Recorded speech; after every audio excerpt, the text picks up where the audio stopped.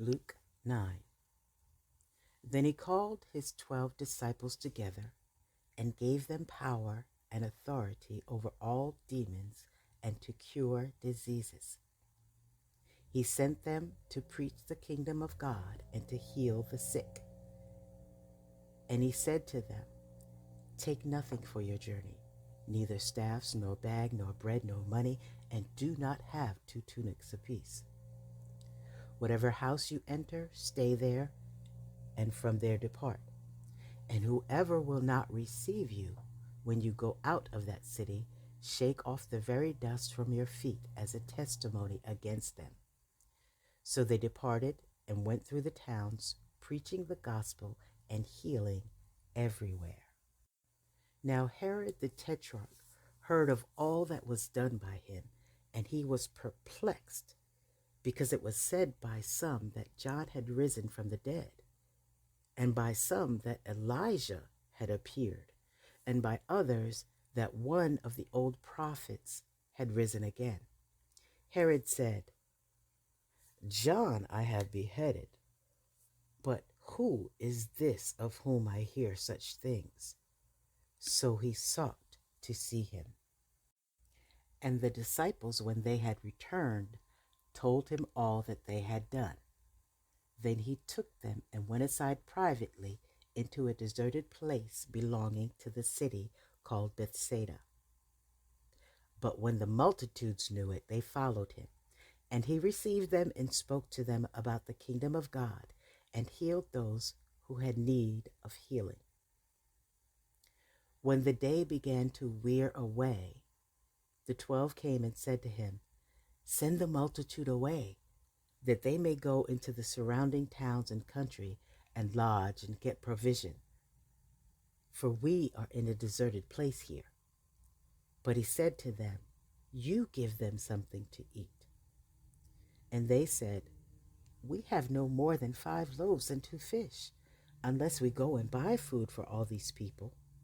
For there were about 5,000 men. Then he said to his disciples, "Make them sit down in groups of 50. And they did so, and made them all sit down. Then he took the 5 loaves and the 2 fish, and looking up to heaven, he blessed and broke them, and gave them to the disciples to set before the multitude. So they all ate and were filled, and 12 baskets of the leftover fragments were taken up by them. And it happened, as he was alone praying, that his disciples joined him, and he asked them, saying, "Who do the crowd say that I am?" So they answered and said, "John the Baptist, but some say Elijah, and others say that one of the old prophets has risen again." He said to them, "But who do you say that I am?" Peter answered and said, "The Christ of God." And he strictly warned and commanded them to tell this to no one, saying, "The Son of Man must suffer many things, and be rejected by the elders and chief priests and scribes, and be killed, and be raised the 3rd day." Then he said to them all, "If anyone desires to come after me, let him deny himself and take up his cross daily and follow me. For whoever desires to save his life will lose it, but whoever loses his life for my sake will save it. For what profit is it to a man if he gains the whole world and is himself destroyed or lost? For whoever is ashamed of me and my words, of him the Son of Man will be ashamed when he comes in his own glory and in his Father's and of the holy angels. But I tell you truly, there are some standing here who shall not taste death till they see the kingdom of God." Now it came to pass about 8 days after these sayings, that he took Peter, John, and James, and went up on the mountain to pray. As he prayed, the appearance of his face was altered, and his robe became white and glistening. And behold, two men talked with him, who were Moses and Elijah, who appeared in glory and spoke of his decease, which he was about to accomplish at Jerusalem. But Peter and those with him were heavy with sleep, and when they were fully awake, they saw his glory and the two men who stood with him.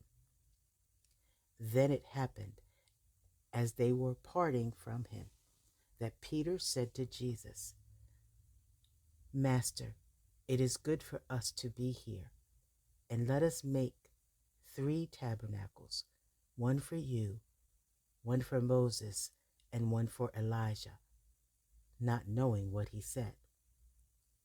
While he was saying this, a cloud came and overshadowed them, and they were fearful as they entered the cloud.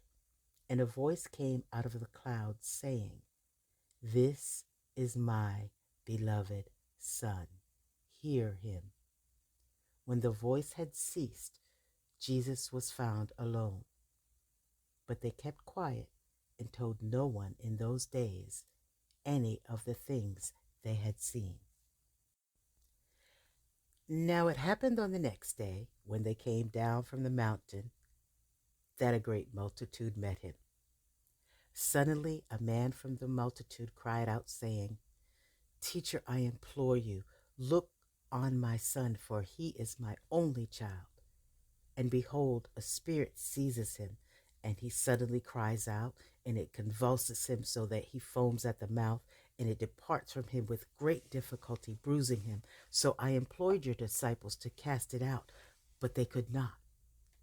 Then Jesus answered and said, O faithless and perverse generation, how long shall I be with you and bear with you? Bring your son here. And as he was still coming, the demon threw himself down and convulsed him. Then Jesus rebuked the unclean spirit, healed the child, and gave him back to his father. And they were all amazed at the majesty of God. But while everyone marveled at all the things which Jesus did, he said to his disciples, Let these words sink down into your ears, for the Son of Man is about to be betrayed into the hands of men. But they did not understand this saying, and it was hidden from them so that they did not perceive it, and they were afraid to ask him about this saying. Then a dispute arose among them as to which of them would be greatest. And Jesus, perceiving the thought of their heart, took a little child and set him by him, and said to them, Whoever receives this little child in my name receives me, and whoever receives me receives him who sent me. For he who is least among you all will be great. Now John answered and said, Master, we saw someone casting out demons in your name, and we forbade him because he does not follow us. But Jesus said to him, Do not forbid him, for he who is not against us is on our side. Now it came to pass, when the time had come for him to be received up, that he steadfastly set his face to go to Jerusalem, and sent messengers before his face. And as they went, they entered a village of the Samaritans to prepare for him. But they did not receive him, because his face was set for the journey to Jerusalem. And when his disciples, James and John, saw this, they said, Lord, do you want us to command fire to come down from heaven and consume them, just as Elijah did? But he turned and rebuked them and said, You do not know what manner of spirit you are of, For the Son of Man did not come to destroy men's lives, but to save them. And they went to another village. Now it happened as they journeyed on the road that someone said to him, Lord, I will follow you wherever you go. And Jesus said to him, Foxes have holes, and birds of the air have nests, but the Son of Man has nowhere to lay his head. Then he said to another, Follow me. But he said, Lord, let me go and bury my father. Jesus said to him, Let the dead bury their own dead, but you go and preach the kingdom of God. And another also said, Lord, I will follow you, but first let me go and bid them farewell who are at my house. But Jesus said to him, No one, having put hand to the plow and looking back, is fit for the kingdom of God.